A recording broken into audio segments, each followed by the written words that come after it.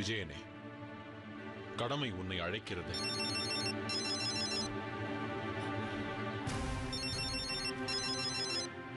பேசு.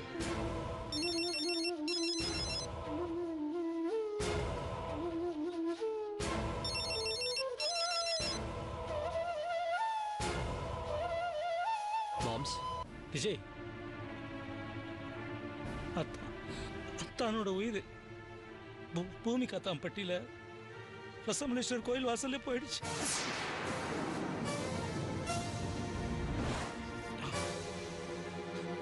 Are you happy now?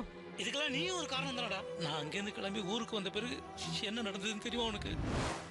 இப்ப கூட என்ன வந்து பார்க்க கூடாதுன்னு இருக்கானா? எனக்கு என்ன ஆனாலும் பரவாயில்ல, நான் சொன்னதை சாதிச்சு காமிக்கணுங்கிறதுக்காக சொன்ன என்னையே தூக்கி எதிர்ச்சிட்டான்ல.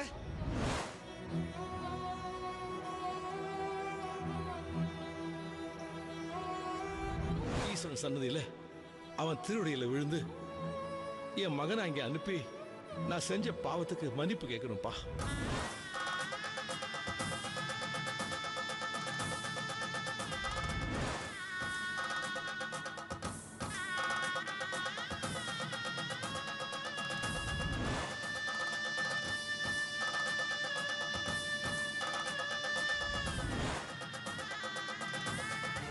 இதவர்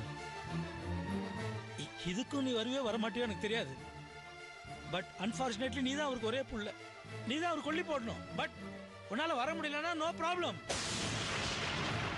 எல்லாத்தையும் நான் பார்த்துக்கிறேன்டா.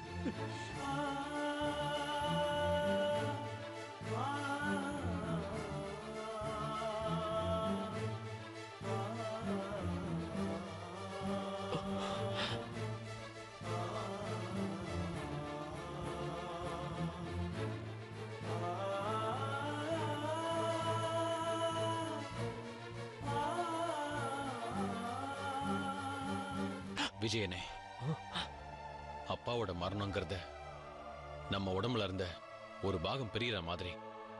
என்ன செய்யறது? அவருடைய கடமை முடிஞ்சு போச்சு. ஆனா அவருக்கு நீ செய்ய வேண்டிய கடமைகள் இருக்கு. நீ போய் எல்லா கடமைகளையும் செஞ்சுட்டு வா. விஜயனே,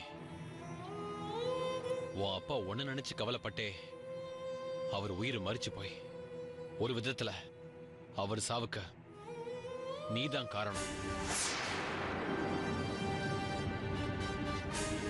அதுக்கு நீ காரணமா இருக்கன்னா யார் காரணம்? அந்த சித்தர்கள் பூமி காத்தான் பட்டிய தன்னோட கட்டுப்பாட்டுக்குள் வைத்து உன்னை சாதிக்க விடாம செஞ்ச சித்தர்கள். அப்பா உயிர் பிரியறதுக்கு யார் காரணம்? அந்த சித்தர்கள். இதை மனதில் வைத்துக் கொண்டு நீ போய் உன் அப்பாவுக்கான எல்லா காரியங்களையும் செய்து விட்டு வா.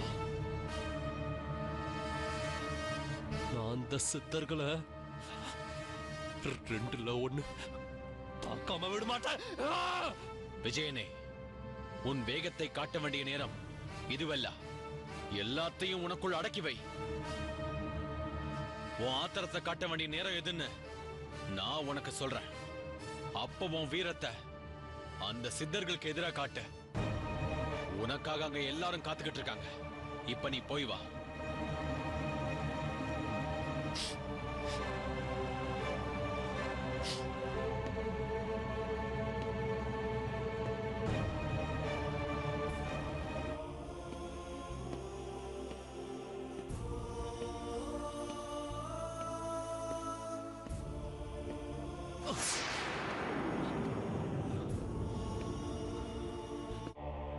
ஆசானே, அன்னைக்கே இவர் அனுப்பிச்சிருந்தா இவரை பார்த்த சந்தோஷத்துல அவர் ஆயுள் நீடிச்சிருக்கும்ல.